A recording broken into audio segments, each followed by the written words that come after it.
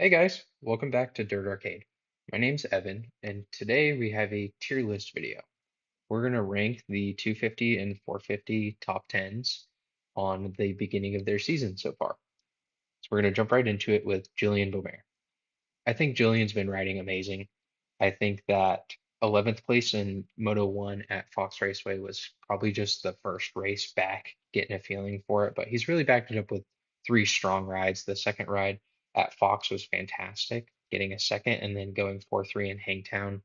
I think shows that Juju is going to be a top 3 to 5 guy the whole season and really be in this championship fight, which I think is great for him coming off that injury. Next up, we have Levi Kitchen. Besides the 13th at Moto 2 at Fox, Levi's really been riding amazing. The 2-2 at Hangtown to win the overall was a great ride for him. Next up is Max Boland. I think Max has been about average. I would hope to see a little bit more from Max. I think that the fifth that he got at Hangtown is definitely promising. Hopefully, we continue to see that trend for Max around the top five. Next up is Cole Davies. And I think I'm going to put Cole Davies at solid.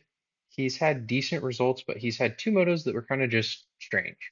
I heard that there might have been a bike issue with his bike in Moto 2 at Fox, and I have no idea what happened in Moto 1, or maybe I'm getting that backwards and he had a bike issue in Hangtown for the 11th.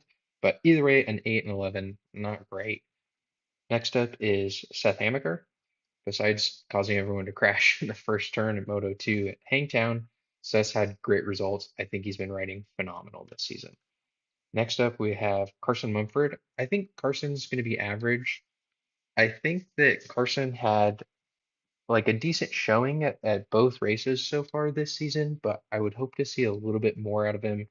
Maybe crack that top 10 in both motos rather than just one moto out of the two in a weekend. So hopefully Carson can pull it together here in Thunder Valley and get a decent result. We have Chance Hymas following him up. I think average for Chance. I really was hoping to see more out of him. Granted, last year he went 1-1 at Thunder Valley, so hopefully he can put in good results here and kind of get the train back on the track for this championship because he's pretty far down in points as of right now. Ryder DiFrancesco, I think I'm going, I don't know, man. I really expected a lot from Ryder coming into this season, and his results just haven't been great besides Moto 2 at Fox. But then Hangtown was just kind of a terrible day for him. He was one of the guys that we thought of that could be in this championship fight, and he just hasn't really shown that yet. So hopefully Thunder Valley comes together for him and some good results show up. Joe Shimoda is going in solid. Joe has had better results than I remember thinking back on the races. I remember not seeing Joe very often on TV, but then you look back at the results and he's gone 4-7, 3-6. So pretty consistent. I think solid. We definitely need to see him start getting some more podium motos and hopefully on that overall podium and getting some more points clawed back to get back into this championship fight.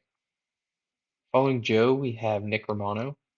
I think Nick's going in solid. His starts have been great. He does tend to fade a little bit in the motos, but he's had two top five motos this season so far, and I think for a fill-in guy, that's fantastic. All right, jumping into 450s, we got Hayden Deegan. I think Hayden's going in solid. He's put in a really, really good ride at Hangtown.